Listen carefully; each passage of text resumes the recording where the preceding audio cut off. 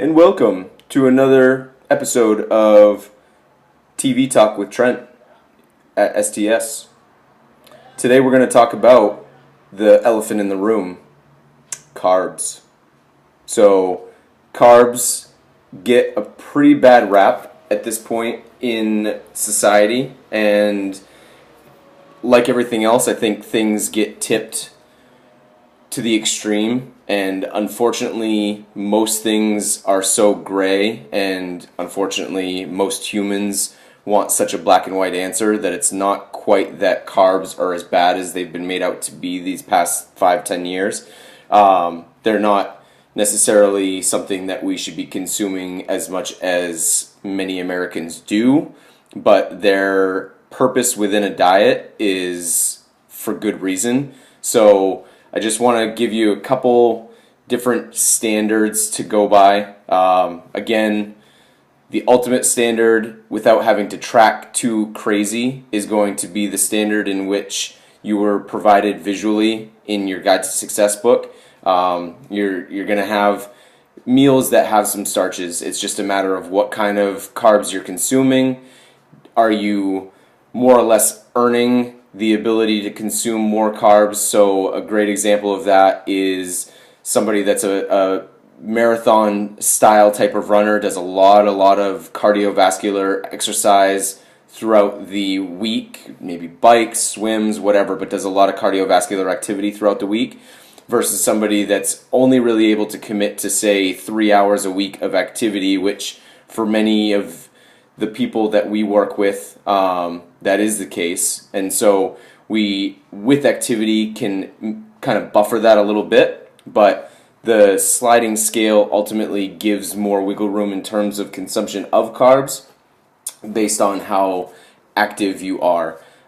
So again, keep in mind, if you're only working out the 3 days a week or so that you're here for an hour and you're not really getting much vigorous activity, I don't want you to think of like the moments where you're bringing your dog out for a walk or things like that in terms of giving yourself more leeway in terms of carbs. But if you're somebody that's working out 2-3 hours a day or accumulating a lot of mileage in terms of some sort of activity outside of here, then in order for you to perform properly, carbs are a very key component of that, okay?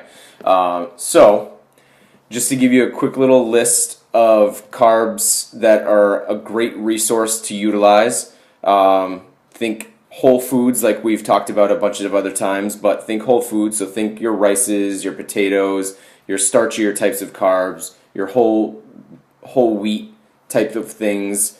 Those are going to be the best sources of carbohydrates because they're going to come with more than just a bunch of sugar. They're going to come with nutrients, they're going to come with fiber, they're going to come with a lot of other things that your body requires in order to function and run smoothly, digestionally, so and to perform and have the energy to do what you want to do activity-wise. So if you have any questions on the carb component of things, you're going to notice that as we have you guys journaling, the obvious ones that you probably already know you shouldn't be consuming as much of, and definitely aren't going to help you towards your goals, are going to be the processed carbs. Things like eating some sort of bread-like substance every single meal of every single day is probably a little overkill. So having a bagel in the morning, a sandwich at night, or a sandwich for lunch, and then pasta for dinner with some snacks in between, that's a little much. But if you're consuming maybe some brown rice for dinner, and you have a couple croutons on a salad for lunch, and you have some oatmeal for breakfast, or maybe even some yogurt, even though all those items are also carbohydrates, the quantity in which you're consuming them is going to be much less than the other three options that I mentioned earlier. So, and they're going to have a lot more nutrient richness to them as well, which is kind of the key about all that quality, quantity type of stuff. So, yeah, carbs are kind of a ongoing debate. again, it ends up being like everything else, like we try to work with you guys, it ends up being something that's very individual to the person, to the body type, to what your goals are. If your goal is to perform, if your goal is to lose weight, all that kind of stuff kind of shifts around the idea of how important they are, what the percentage of how much of it you should be consuming, and all that kind of stuff. So I want you guys to just feel free to ask us questions on that. And ultimately, don't fear them. Don't think that because you're having some, it's the reason why you're not losing weight or you're not seeing the results that you want to see. Actually, that brings up a great point, and I'll end on this. A big part of why carbs get such a bad notion is when you consume carbs, your body also retains water, right? Your carbs absorb water when you consume it, so it's good to maintain hydration, but it also can make the scale weight elevate 2-3 pounds within a day if the night before you had a pasta dinner or something like that. Doesn't mean that overnight you gain 2 to 3 pounds of fat.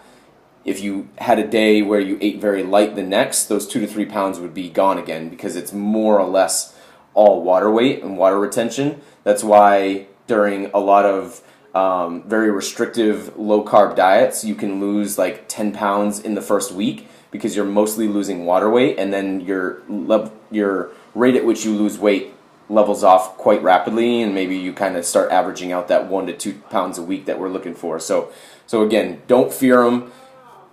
Let us help you understand them a little bit better if you need some help understanding them, but it's just like everything else, it's a balance. It's about finding the balance that allows you to be where you need to be and want to be in order to live the life that you want to live. Okay?